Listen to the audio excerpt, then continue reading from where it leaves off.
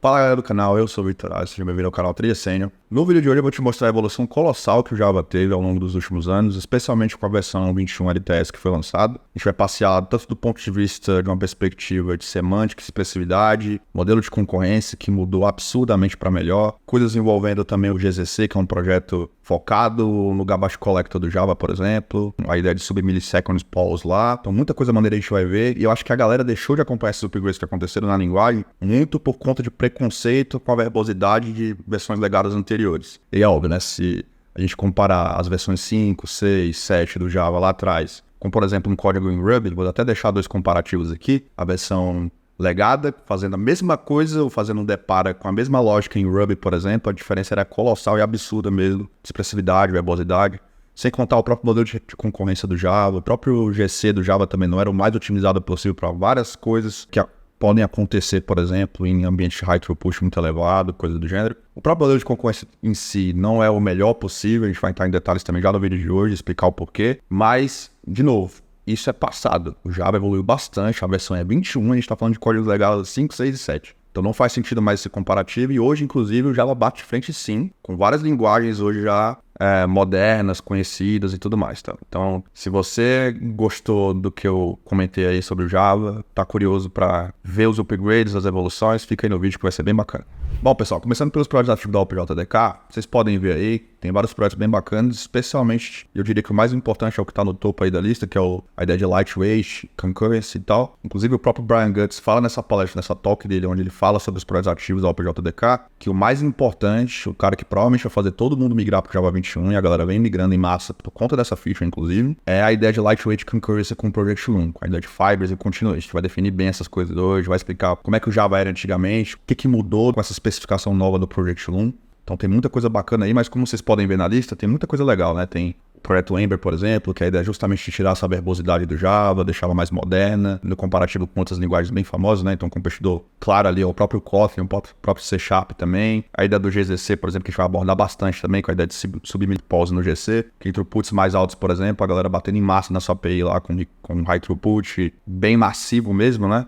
Pode ser que o GC tenha que parar todo mundo para fazer coleta de lixo, limpeza da memória e tal, e antigamente era muito comum no Java essas coisas toparem mais de 100 milissegundos ali, que é bem inaceitável para um GC, por exemplo, né? Os óbvios competidores são o C, o Rush e tal, então o Java tem muita coisa bacana na cena, a gente vai passar por todos esses pontos aí dos projetos ativos, e aí vale um parênteses aqui sobre o Brian Guts também, né? O Brian Guts, eu tirei muito das referências desse vídeo a partir dessa talk dele, de várias outras talks também dele, de artigos dele e tal, então vale um parênteses aqui sobre ele é um cara muito ativo nesses projetos.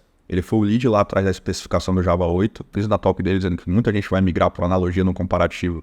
A galera que migrou lá atrás do Java 7 para o Java 8 foi por conta da page streams, o lance do funcional. E muita gente vai migrar, por isso que o foco desse vídeo vai ser maior no Project Loom. Muita gente acredita vai migrar para Lightweight Concurrency, por conta do Project Loom. Então, por analogia, seria uma parada bem parecida. O lance da galera migrar por conta de uma feature que está nascendo. Então, cara, tem muita coisa bacana. Ele escreveu um livro também sobre Java, sobre concorrência do Java, bem famoso também. Tá aí na Amazon para vocês, caso vocês queiram comprarem e tal. Então, ele é uma puta referência, assim, um cara muito bom. Fica aí como recomendação para vocês também, se vocês querem acompanhar o que tá acontecendo no Java e tal. Mas, enfim, pessoal. Começando agora pela motivação do porquê que o Loom existe, qual o tamanho do impacto do Loom. Esse vídeo vai ser bem focado no Loom e tudo. Então, antes da gente definir Virtual Thread, Green Thread, Fibers, Continuation, User Mode Threads, coisas do gênero, inclusive tudo isso é sinônimo, tá? Vocês vão entender daqui a pouco o porquê. Mas antes eu vou dar um aspecto motivacional do porquê que você deveria hoje já tá caminhando para migrar, se não fez ainda, deveria migrar para o Java 21, tá? Com esse suporte ao habilitar Virtual Threads, Lightweight Concurrency e tudo mais. Então eu vou exemplificar com um cenário tradicional ali de uma aplicação Enterprise tradicional de média, larga escala. Imagina que você está usando Java 17 LTS, está usando ali o Spring MVC padrão. E aí o que acontece? Você está usando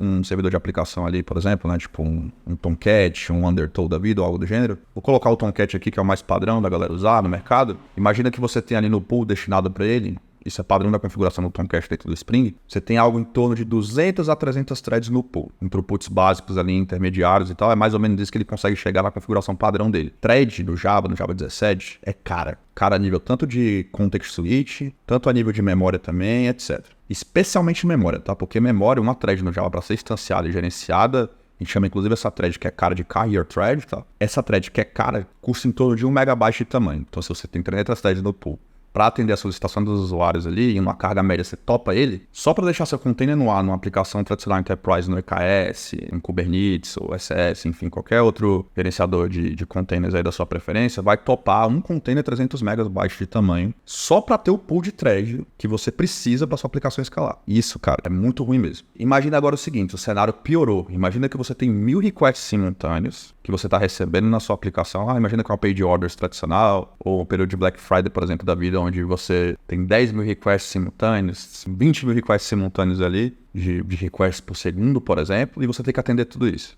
Essa configuração padrão, esquece, ela não vai adiantar, tá? E aí você vai ter o quê? Vai ter o quê? 1000 threads, vai ser 2000 threads no pool, só disponível ociosa para você conseguir atender esse número de solicitações, entender o problema, né? E 1000 threads, galera, se uma custa 1 mega, quanto é que custa 1000? Quanto é que custa 2000? Só para ter de threads no seu pool ali, 2 GB, 1 GB, você vai ter que ter uma máquina muito parruda, ali, por exemplo, se for na Amazon, no EC2, para aguentar, né? E o problema não é só isso, tá? Tipo, memória é um dos problemas, mas fazer comunicação entre threads, por exemplo, pensando especificamente, inclusive, em context switch, que é muito caro também a nível de CPU, você tem que ter provavelmente um X-Large lá para aguentar tudo isso, algumas do caso, né, se for inclusive gerenciado, e aí seu custo, tipo, pensando em escalabilidade horizontal, sobe muito também. Percebeu o problema, né? Então, esse modelo não escala. Thread ser cara é um problema gigantesco, e aí tem outras soluções no próprio Java, antes ainda de apelar para um, que resolve esse problema e a gente vai abordar também. Mas só para ficar mais claro, vamos colocar um exemplo aqui na tela para você entender melhor. Então, pessoal, vamos pegar um exemplo clássico aqui de uma aplicação Enterprise padrão que está recebendo ali uma carga gigantesca de throughput, solicitações de requests por segundo, batendo ali em torno de 1000 requests simultâneos. Tá? Com a conexão API externa, ou seja, sua aplicação está fazendo uma chamada externa a uma API e tal, pode ser o que você quiser aí, HTTP padrão, gRPC ou no GraphQL da vida, mais I/O no banco. Então, para cada solicitação você está fazendo isso na sua aplicação. Isso daí gira em torno de mais ou menos 1000 threads por segundo, tá? Então a equivalência é essa. Se cada request leva em média 10 segundos, em 9 segundos você vai ter 9000 threads. Então percebeu, né? E thread, carry a thread, a ideia da thread ser cara no Java, thread de plataforma, thread de SO ser cara, é em torno, o agregado, 1 mega. Então 9000 threads, 9000 megas, 9 gigas. Se escala, isso não escala. Vocês já entenderam por que isso não escala. Agora vamos fazer um deparo agora com o que existe no Node, tá? Por que o Node é uma opção melhor nesse caso se você está lidando especificamente com o cenário de I/O? Aí vale frisar, né? I/O para esse caso, o Node vai ser bem melhor do que o Spring MVC padrão para esse mesmo cenário. Por quê? Você tem o mesmo cenário, 1000 requests por segundo, com a conexão API externa, mas I/O no banco, você tem uma thread sendo instanciada a nível de aplicação, que é a thread ali, o single thread, que é o event loop padrão, que ele sim vai escalonar para onde vai ficar varrendo as tasks de tempos em tempos, delegando para o SO resolver e recebendo o callback default à medida que a libviewV, por exemplo, no Node, vai resolvendo esse problema de I/O, non-blocking I/O aí. Se cada request leva em média 10 segundos, em 9 segundos você tem só uma thread. Entenderam a diferença? De uma thread para 9000 threads nesse modelo thread per request, escala 1000 vezes melhor o Node para esse cenário. Aí é só sacada de você saber lidar com modelagem de concorrência. Vai ter runtimes que vão lidar melhor com esse tipo de cenário, especialmente antes do Project Flow nascer lá no Java. Então, o que aconteceu? Daí nasceu a necessidade de você ter o Spring Web Flux, tá? Porque o Spring Web Flux trabalha justamente com a ideia de event loop. No caso do Web Flux, pelo menos nessa parte de gerenciamento de event loops e tudo mais, ele seria realmente melhor do que o Node para esse cenário, tá? Por quê? Porque para cada core da sua máquina, ele destina o event loop por core. Então, se você quisesse ter mais de um event loop por core no Node, antigamente você tinha que fazer forking de processo, né? Mas depois surgiram o Worker Threads e tal, você consegue escalar melhor sem destinar o event loop por core e tudo. Mas de qualquer modo, tradicionalmente, o modelo de concorrência com event loop orientado a event, ele é melhor, eu pelo menos considero, no Webflux do que no comparativo com o Node, por conta dessa ideia de, inclusive você tem hyperthreading, com hyperthreading você dobra, inclusive, né? Tem 6 core, seria 12 event loops aí, né? E a ideia do event loop, para quem não lembra, né? Eu tenho um vídeo também bem legal, falando sobre desafiando o Node. Lá eu explico o modelo de event loop. É um deparo bem parecido com o que existe no Webflux, com o Neri. E a ideia é essa. A ideia é que você tem test scripts ali, que você vai ter o seu event loop varrendo essas tasks de tempo em tempo. É mais complicado do que isso. Mas você vai destinando essas chamadas que seriam blocking de I/O, passa a ser non-blocking, porque você delega para o SL resolver, recebe um callback ali da system call, daquela chamada de I/O que foi resolvida, e você tem só basicamente uma thread por event loop. Só que qual o problema? O problema disso é que você, especialmente no Webflux, que aí é pior do que no Node, é a Debian Experience. Porque no Node o padrão é async await, né? Você pode usar RX e tudo, mas o padrão é async await, promises e tal. No Webflux, você tem algo que é pior, porque você tem operadores reativos bem complicados. Eu vou deixar o código aqui de um exemplo de você processando mensagens a nível de streaming numa aplicação de chat tradicional com Webflux, por exemplo. Você teria esses operadores reativos aí que vocês estão vendo. Então perceba que é realmente ruim manter um código desse. Você tem que lidar com smelt, flux e mono, fazer operações reativas. Você pode gerar problemas muito fáceis de memory leak também. A DevExpress fica mais problemática por conta disso, mas você resolve o problema de escala, que é muito pior do que o trade-off de DevExpress vale a pena nesse caso. Né? Você está no modelo tradicional de MVC que não está escalando tão bem por conta daquele problema que eu disse antes. Mas não é a melhor forma de resolver. O ideal, inclusive, um outro defeito disso, imagina que você está lidando agora, que a ideia do Webflux é você resolver problema de LEDs, locks e tudo mais, que o modelo de thread convencional tem, né? De você sincronizar a thread, lidar com race condition, coisa do gênero. Fica pior você trabalhar com mutex, com locks, com semáforos e tudo, e esse tipo de coisa. Se você está lidando diretamente com operadores reativos, fica melhor nesse cenário, nesse comparativo exclusivamente, porque você consegue destinar facilmente, você tem pools dedicados de threads para a natureza do tipo de evento que você quer lidar. Então ele abstrai um pouco isso para você, no geral. E aí você, por exemplo, no Webflux, você tem lá um pool específico para threads a nível de CPU bound, né? Então você lidaria com o paralelo do Webflux para abstrair essa problemática. Só que aí tem outro smell, que é você ter que se preocupar com a natureza da operação que está sendo executada ali no runtime, na JVM. Então, se você está lidando com I/O, beleza, você vai lidar com um mono e flux tradicional, vai fazer os operadores reativos tradicionalmente, você vai ter extensões reativas para o seu banco, para chamadas HTTP tradicionais, aí beleza, vai codar no padrão tradicional com Webflux. Agora, se você está lidando com algo que envolva CPU, imagina que você tem um JSON gigantesco que você vai processar ele de maneira recursiva, inclusive, porque ele é bem longo, por exemplo, longo que eu digo é o tamanho dele, né? O size dele é muito gigante, né? 1 megabyte de tamanho, esse JSON, por exemplo, sei lá, 20 megabytes, 30 megabytes de tamanho, que pode acontecer, ou qualquer outra operação de natureza de CPU envolvida, aí você tem que destinar ele para um pool separado, que é o paralelo ali. Então você já percebeu, pô, se eu estou lidando com CPU, eu movo para um pool separado, exclusivo de CPU. Se eu estou lidando, por exemplo, com I/O, aí é outra coisa. Entenderam o problema, né? É um smell também a nível de código que você não deveria se preocupar. O ideal é você codar como se tudo fosse síncrono, e a máquina virtual... Pô, isso aqui é I/O. Então, beleza, eu vou destinar esse cara para ser resumido em outra thread no futuro, vou pausar ela, vou esperar receber o retorno dela, enquanto isso essa thread fica desocupada, coisa do gênero. Que é o que acontece, por exemplo, no Go, é o que acontece, por exemplo, no Elixir, por isso que o Project Loon, a ideia dele é ser bom o suficiente para bater de frente com esses runtimes e você não precisar se preocupar em fazer migração. O Brian Guts frisa na palestra dele, não é para ser mais uma desculpa de dizer assim, não vou usar o Java porque eu preciso de lightweight concurrence. A ideia não é ele ser melhor do que esses runtimes, a ideia não é essa, inclusive ele deixa claro isso, mas a ideia é ser bom o suficiente para evitar migrações e escalar bem com Java, tá? E você coda como tudo fosse síncrono e a máquina virtual se vira. Essa é a ideia. Se a gente der uma olhada, por exemplo, o que os grandes autores, a galera que costuma programar em Java e tudo, em grandes companhias, e que mantém o Java e tal. É o caso do Brian Guts, por exemplo, que eu venho citando, e o próprio Paul Baker também, Staff Software Engineer lá na Netflix. Eles falam cada vez mais a ideia que código reativo seja depreciado, por conta de todas as vantagens que eu citei até então do Loom. Então, salvo exceções, na Netflix, por exemplo, tem uma talk do Paul Baker também bem famosa, que ele fala sobre as migrações que estavam acontecendo na Netflix lá do Java 17, já se preparando para o Loom também. Então, cada vez mais código reativo sendo dropado da stack do Netflix. O próprio Brian Gates também tem posts bem bacanas falando sobre meio que decretando a morte aí de operadores reativos, Reactive Programming, Project Reactor e tal, que cada vez vai ser mais necessário programar com esse approach aí. Bem legal frisar isso, porque a partir de agora, meio que obrigação e dever moral nosso como desenvolvedores, você está trabalhando numa empresa. Está nascendo um projeto Greenfield, a galera cogita o Webflux, né? Liga a flag aí, porque, cara, não faz mais sentido usar de verdade. Tá? Cada vez mais é para ser um código depreciável. Salvo exceção, vale pontuar aqui, então presta bem atenção aqui. Agora,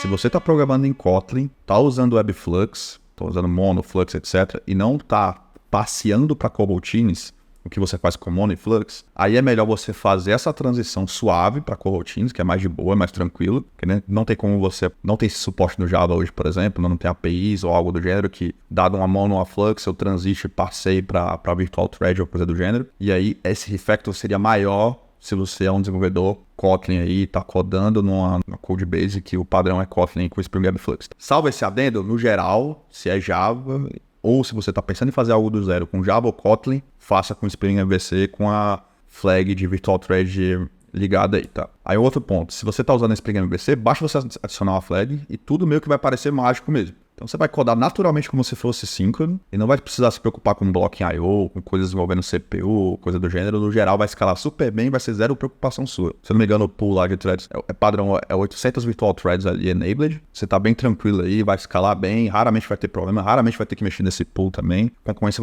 vai ser algo mais de primeira classe agora dentro do Java com essa mudança. Inclusive, outro ponto também interessante é que o Paul Baker discutiu numa thread lá, ele respondeu um dev que dizia que toda vida que ele ia codar com Webflux, que ele ia dar vontade de dar um tiro na cabeça lá, porque é muito ruim trabalhar com operadores reativos e tal, o Dev Experience fica muito ruim, prova de memory, coisa do gênero. Aí o Paul Baker falou, cara, só pra você ter ideia, aqui a gente tá saindo de vez do reativo. A gente tá cada vez mais usando RX Java, cada vez menos usando o Project Reactor e tal, e a ideia é cada vez mais ir para código sincrônico mesmo. Então perceba que todo mundo tá fazendo esse movimento mesmo, é bem grande. E aí agora que a gente tem esse motivacional e entende o porquê, os motivos, agora acho que já consegue definir o que é Fiber e o que é Continuation, né? Porque o Project Loom se baseia nessa premissa de Fiber e Continuation. Então, Fiber, dentro do Java, nada mais é do que a Virtual Thread. Virtual Thread é um tipo de implementação de Fiber. E Fiber é um sinônimo para Lightweight Thread, Green Thread, ou seja, User Mode Thread. São threads que são, como eu falei antes, baratos, né? Sensacional isso também é que tudo que foi pensado no Java, a galera teve que mexer, revisitar código muito antigo que está depreciado há mais de 20 anos. Page Socket, por exemplo, do Java inteira, parte de channels lá dentro, né, de coisas envolvendo I/O, então muita coisa legada de 20 anos a galera teve que mexer para dar suporte. E para eles não quebrarem nada, essa implementação de Fiber é magnífica, assim, ela é simples, ela é tranquila de você entender e resolve de maneira muito elegante o problema de lidar com concorrência ali, né, de lidar com lightweight threads e tal. Então, é bem parecido com a ideia de coroutines, tá? Coroutines no Kotlin é bem parecido, mas o detalhe está no modelo em si de implementação e de concorrência. Porque assim, uma Fiber, eu vou deixar a classe para vocês verem aqui, a ideia é que você tem um executor, né? Um cara que vai ser responsável por pegar aquela runnable, aquele código que é passivo de ser executado como thread e executá-lo de fato. A ideia é que ele tem um complemento que é continuation. Então, continuation, a ideia de continuation é você conseguir salvar, por exemplo, os ponteiros da heap ali, daquela chamada que vai ser executada ali dentro do ambiente da JVM. Deixa eu copiar todo mundo aqui, os ponteiros, as variáveis, ter as referências para heap. Se essa thread, por exemplo, se essa task, ela for resumida em outra thread, eu consigo pegar o estado, né, o snapshot da execução daquela thread em outra thread. A ideia de continuation é essa. E perceba que a classe aí é muito de boa de você entender. Então, basicamente, você tem um estado de como a thread vai estar à medida que você está executando ela, que é basicamente o state, o executa para executar o runnable, que é a task. E aí você basicamente fica num laço ali liberando ou pausando a thread de acordo com a natureza da operação. Está abstraída para você, inclusive. Então, a ideia de continuation, a ideia de snapshot, a ideia de você conseguir ter o estado de execução, copiar os ponteiros, né, as referências dos ponteiros, as variáveis, ali da heap e tudo, e ter o contexto completo de execução daquela thread que pode ser resumido em threads diferentes, em carrier threads diferentes, inclusive. Que é a ideia parecida com o Kotlin também. O Kotlin tem a ideia de coroutines, que você tem um código que é suspensível, né, que é um suspendable lá, ou algo do gênero. A ideia é que você consiga instanciar esse cara, que é uma coroutine, por isso a ideia de suspende lá, e aí você consegue resumir esse cara em uma outra thread, por exemplo, dentro do Java, pausá-la e tudo mais.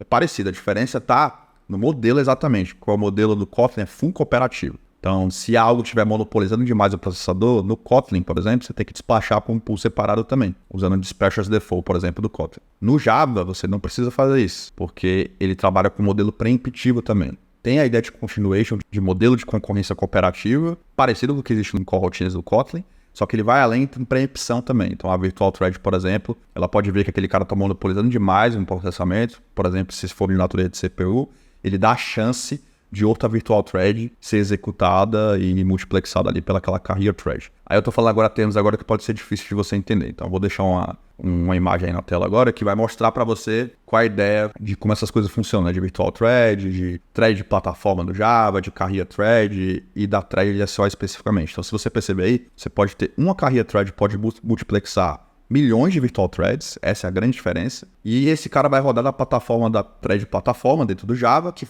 pega aquele cara que foi multiplexado, né, de maneira otimizada e joga para a thread de SO correspondente. Essa é a diferença.